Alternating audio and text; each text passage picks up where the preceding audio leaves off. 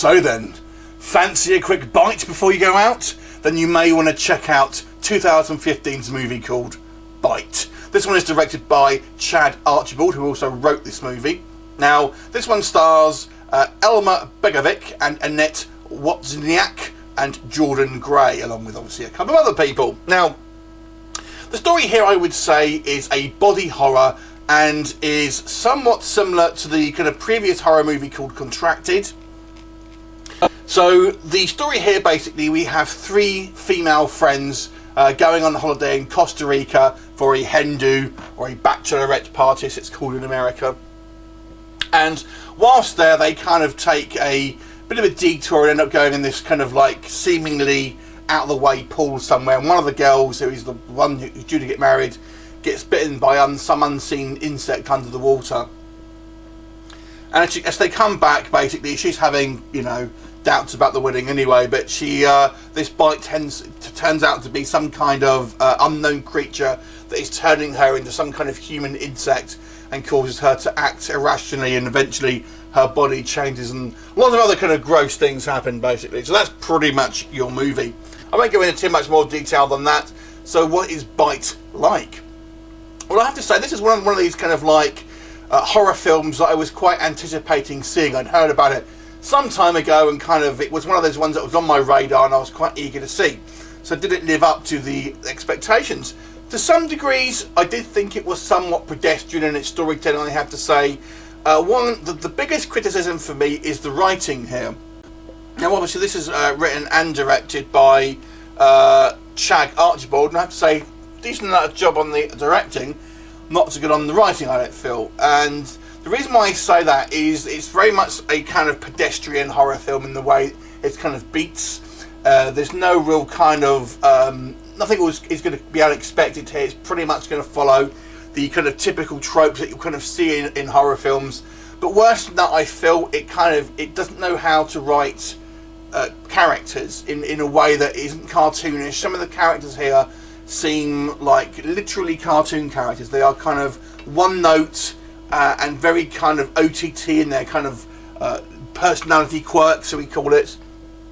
And the other thing that kind of bugs me in a modern horror, I feel that, and I feel my audiences are kind of like this as well, they're kind of all think, well, people just wouldn't do these type of things if this kind of situation were to arise. If you were to go into an apartment, basically, and it's filled with kind of goo and strange eggs and kind of slimy things all over the walls, you would get the F out of there and call the police.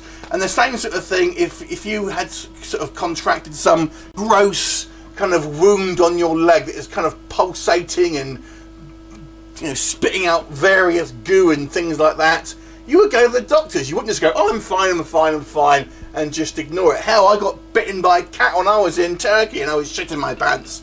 So, you know, you get some kind of massive pustule on you, you're going to go to the doctors, let's be honest, especially if you know that you were bitten by something. So I feel the kind of the level of believability here is kind of low. The acting as well is mixed bag. I would say the lead girl is pretty good.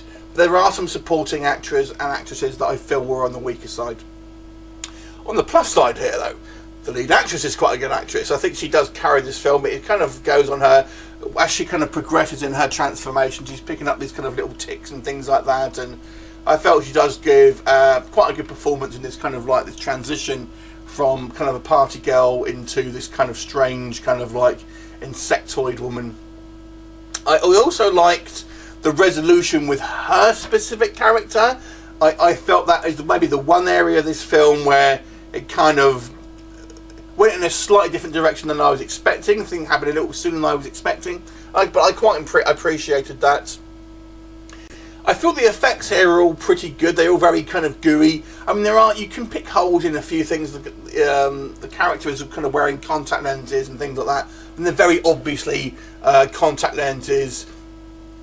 But the whole apartment is covered in these kind of little jelly balls, which make quite good, insect eggs and things like that. And I quite like the kind of the gooiness of it. Basically, the kind of the various things that she'll happen to her body. You know, there you go. She almost kind of turns into, in a way, she almost turns into some kind of supervillain. In a way, if you can imagine there were superheroes in this world, she would totally be like some kind of supervillain. So that's pretty much what it turns out to be like. So it was, you know, there's plenty of good effects here. That was I say, and it does kind of move at a fair pace as well.